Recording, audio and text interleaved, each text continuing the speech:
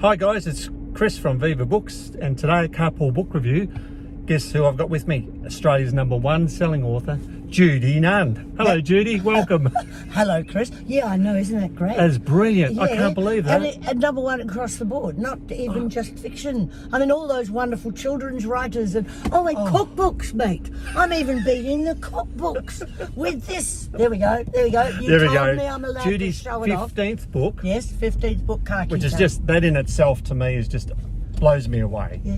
I don't you just love it though when people say, "Oh, gee, you keep churning them out." A lesson to anybody who's watching: do not say to any author, "God, you're churning them out."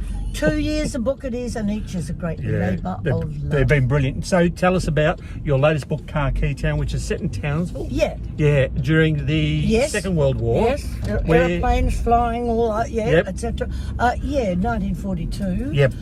Which actually, in all seriousness, was the most dangerous year this country has ever lived through, because we were really absolutely on the borderline of being invaded, and I think the rest of Australia didn't really know all that much. You know, a lot of the Townsville people might. I mean, they had a scorched earth policy in place. You know, they're moving thousands of head of cattle south, so they won't become a fresh food source or supply sort of thing for the Japanese. But they're taking down the post office tower, so it won't be a beacon for Japanese bombers. But any minute, street signs. Street signs and railway signs, and you know, and actually, which I think people really wouldn't have been aware of, the military were all prepared to blow up everything, blow up the bridges, blow up the infrastructures, the airstrips, the ports, and everything like that. Wow. So that's really how close we came. It was very dangerous. That must have been a very scary time in Townsville. It would have been, but as I say, Chris, I don't really know. See, like for instance, in Darwin, when they bombed Darwin, people were evacuated south. When the Japanese invasion was so imminent in Townsville, they didn't evacuate people south. A lot of people went, "Oh, hang on, I'm out of here," and they evacuated themselves south. But no, the people were just expected to sit there and wait and see what happened. Wow. You know, and in actual fact, the military and the government were prepared to hand it all over to the Japanese. There was that terrible thing proposed by this General Ivan Mackay, I think his name was, and that was the Brisbane 9, where they're gonna keep that sliver from Brisbane down south, around past Sydney, round to Melbourne, and let the Japanese have the rest of Australia. God. I know. That's crazy, isn't it? Yeah, absolutely crazy. Oh, are we anywhere near Busselton Jetty? That's Busselton Jetty right there, Judy. Yep, no, I've jogged there right to the end and back. That's the world's longest, Southern Hemisphere's longest wooden structured jetty. I know, I've seen it. You don't really believe I've jogged it, No. do you? No, radio. Okay, I don't look like a jogger. I thought I did. Anyway, no, I'll hop on the train and I'll believe you if you tell me, but you do write a lot of fiction, Judy. Yeah, I know, yes. I'm good at telling a lot of fiction too, obviously. Oh, but I love Busselton. It's pretty, beautiful, isn't it? It's a bit of a secret, which is some good, some bad. But if I were a Busselton person, I wouldn't mind it being a bit of a secret. Yeah, exactly. Yeah. Except if I had a great bookshop, and then I'd want everybody to know about my great bookshop. Exactly. But nevertheless, So to get back to Khaki Town, because I know you want to talk to me about it. Yep. So that's sort of the backdrop of it, 1942. Yes. But there was a terrible incident took place in 1942 too. It's what warrants what they call the shout line on the front, as you know. It was a wartime story they didn't want told. Yeah, because I didn't know anything about this. I don't think anybody does, really. I mean, if you can surf the net, you can find bits and pieces. It is fact that there was a terrible mutiny, virtually. Well, they call it a riot, but it was really more a mutiny of the black American soldiers against they turned on their white commanding officers, took arms and fired at them and everything. They simply wanted to get into town because they'd been barred from town, literally used as scapegoats for all of the sea of trouble that was taking place in town. They weren't actually, it wasn't their fault at all. It was a seething man. There were brawls everywhere, terrible things happening. And the book is greatly about racism Right, yep. Both from the Australian perspective, because Yes. the White Australia policy was well in place. In force at that time, absolutely, you know, something that we could be ashamed of with our past, but Yeah. the government at the time, when we desperately needed the American troops, they said to FDR, to Franklin D. Roosevelt, yeah, we want your American troops, send them out here, but just send the white ones, don't send the black ones. It's outrageous, isn't it? But This is mad. Madness. And FDR, to his credit, he said, Yep. well, if you don't accept our black soldiers, then you don't get any American good on him. soldiers. Good on him. Yeah. So they had to sort of rethink all of that. But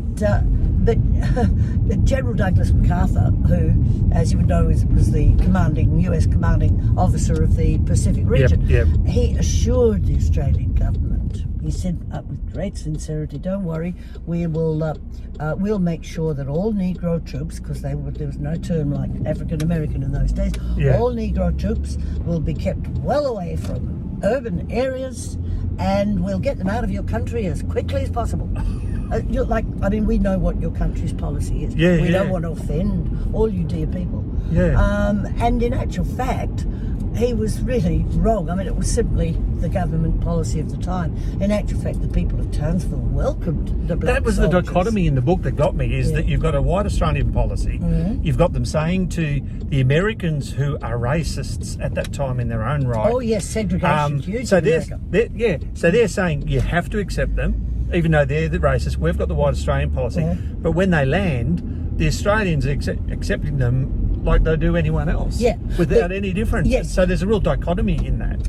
Absolutely. Look, I mean, if you're living in an area that is imminently threatened with invasion, I mean, Yep. your country is going to be taken over, and these gorgeous, big, healthy Americans arrive to Yeah. save your country, are you going to go, oh no, hang on, you're going to say, You're gonna- thanks, you just- buddy. yep. Who cares what colour you are? I feel good now you're here. Exactly. So the Australian citizens welcomed them, but where they had the main problems themselves, these black American soldiers, was from their white American soldiers. Right. Because, particularly those from the South, because of the segregation policies in place in America, all the black Americans are wandering around Townsville, no signs for blacks only, for whites only. Yeah, They yeah. could go into a pub and have a beer next door to the white guys, so long as the white guys are Aussies. If the white guys are Yanks and they come from the South, there's going to be trouble. Yeah. The trouble was between the white Yanks to black Yanks, and of course the gorgeous, ratbag larrikin Aussies caused a lot of trouble because they really were anti the white Americans. Well, because they were taking the girls, or perceived to be taking the girls. Well, and things no, like I that. think a lot of them really did, but And they were dressed smarter. I know. Guess what? They had zips in their trousers, We have and buttons. the Aussies had buttons. There's a great piece of trivia. It's a good piece of trivia. Yeah. There's a hierarchy there. Yeah, absolutely. So when this terrible mutiny Yes. occurred, because after having been welcomed, these non-combat units that were there to build the airstrips, they were suddenly kicked out of town, being used as scapegoats for all the brawls in town, when it really wasn't them at all.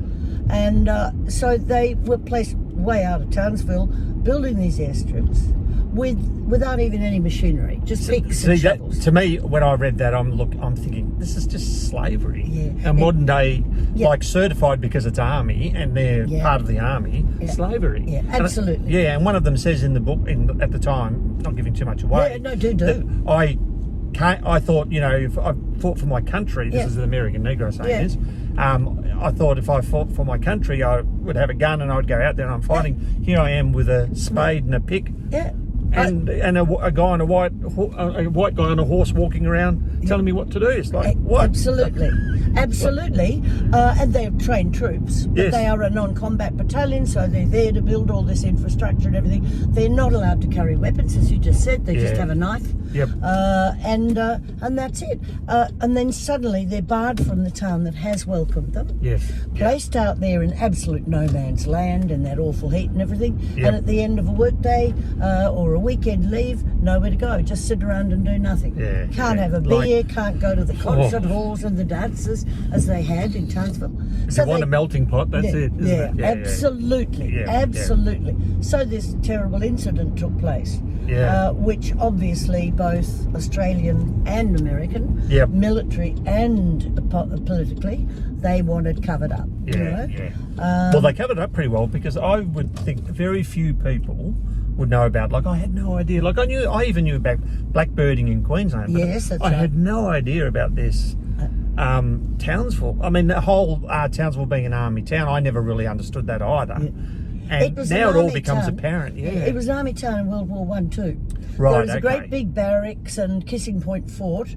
That was very active in World War I. So that the reason being, obviously, it's a fantastic lookout observation post. Right, You've got okay, Castle geography. Hill, which is this immense, great Kutharinga, it's called by the local people. Right.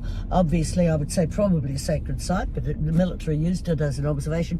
And there where if you're going to get invaded, Yep. that's the best lookout place. Townsville is Yeah. terrific lookout place. And Magnetic Island opposite it was a signal would post. have been a good post. Yeah. So So no wonder it takes you 2 years to write a book. So much research. yes, but that's the funny thing with writing the sort of books that I write, though, Chris, is that when it's proof of that wonderful adage, fact is stranger than fiction. Yeah. That as you research, you suddenly discover all this stuff and you think, gee, I didn't know that. Yeah. Wow, is it that interesting? Yeah. And your fictional characters are living through these factual times that are fascinating me. So I figure if I get really fascinated by it and passionate about it, then that will hopefully communicate itself to the Clearly it has. Clearly it has. That I actually find that really intriguing, because when you're a writer, and I've done a little bit of writing in my time, and not published or anything, but there's a lot of creative. You sort of got to get into this creative space, and I look at it, and I look at the way you've interweaved the fact into it, and I think, how do you not get pulled back by the fact? How do you creative not get pulled back by the fact? If you know what I mean. How do you Yes, I know exactly interweave the two, the fact and the fiction together? Because when I read that, I'm thinking, this is nearly all fact, but it's got a narrative, if you know what I mean. It is a balance. No, you're quite right, mate. It's a terrific observation. There is a delicate balance between, you do have to have an all-powerful narrator every now and then. Yes, Particularly because we are also dealing with global facts. I mean, the Battle of the Coral Sea, which was one of the major turning points of the war, in the Pacific, and stuff like this, where you've got to get your facts right, but you don't want to bore people into the point where they think, right, I'm reading a history book. So it's got to be short, pithy, to the point. So then you realise that the characters that you've taken on board as a reader, and of course, I mean, that's the wonderful relationship between readers and authors, no matter how finely defined an author writes a character, the reader is going to make that character their own. They can own it. Absolutely. Nobody will see the same character in the same way. Exactly. That's the beauty of it all. So that these people that the author has created are going to be translated by the reader into this backdrop. So they are taking part suddenly in a battle. But so you've got to explain to them this battle, but you can't have the characters in the book explaining it. Otherwise, it's not real. No, because they're living through it. Delicate balance. A lot of work. But it's fun. That's what makes it a test. Actually, that's one of my questions for you. So I'm going to ask you two questions I'm really curious about. What's your favourite, acting or writing? Oh, they both have been. I mean, writing currently, most certainly. Writing will remain. But you see, I've been very lucky. I've, started out working in the theatre for about 20 years, loving it. But that's a young, I was young and so strong and fit and everything like that. Then television claimed me. I worked a long time in television. Now the writing, and I've been passionate about every career. That's great, isn't it? Fantastic. And probably another question that authors don't like, particularly when you're coming out and you're promoting your brand new book. Have you got a new book on that? Yes, which is this. Khaki Town, Judy Nunn, number one seller in Australia at the moment. Yay. So have you got a new book? Oh no! I think Stop in cracking the whip. You know, no, I do get asked that all the time, of course. But as you can see, it's only that we're so keen to read it. yeah, 2 years. No, in 2 years' time I will have a new book.